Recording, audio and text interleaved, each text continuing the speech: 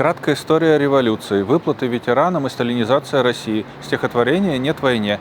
Вы смотрите новости с еженедельного митинга у посольства России в Лиссабоне. Сегодня 10 мая, 14:30. 25 апреля в издании САПа-24 у журналиста Жозе Коутуна Гейра вышло интервью с автором книги «Краткая история процесса революционного преобразования». Книга журналиста и писателя Руя Кардозу рассказывает о двух самых сложных годах в политической истории Португалии после революции гвоздик 1974 года. Несмотря на все конфликты, эта революция оказалась одной из немногих завершившихся мирно и приведших к демократическим преобразованиям.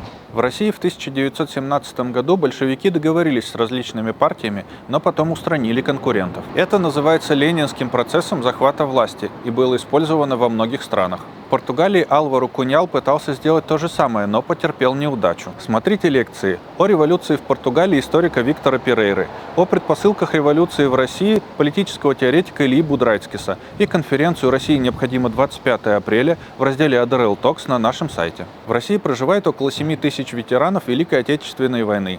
К 80-летию Победы Россия выплатит ветеранам по 80 тысяч рублей или около 870 евро.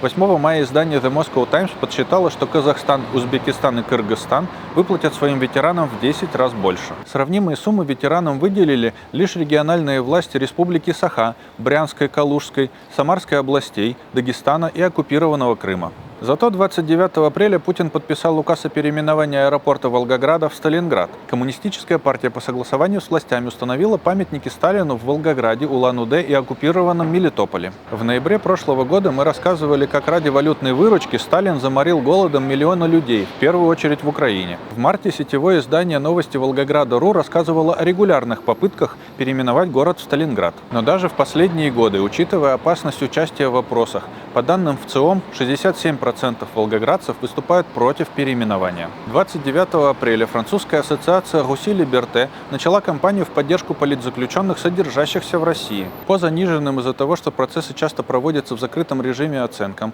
более 3000 человек содержатся в заключении, часто в бесчеловечных условиях, за то, что они выступают против кремлевского режима и войны в Украине. Организаторы собирают средства, которые будут переданы семьям, адвокатам и группам поддержки политзаключенных. В разделе «Make Art Not War» на нашем YouTube-канале вышло новое видео со стихотворением «Русь и рассвет. Нет войне». Сборник антивоенных стихов «Русь и рассвет» помогает собирать средства на портативной электростанции для больниц и школ Украины на онлайн-выставке «Нет войне». Пруфы и ссылки в описании. Подписывайтесь и помогайте.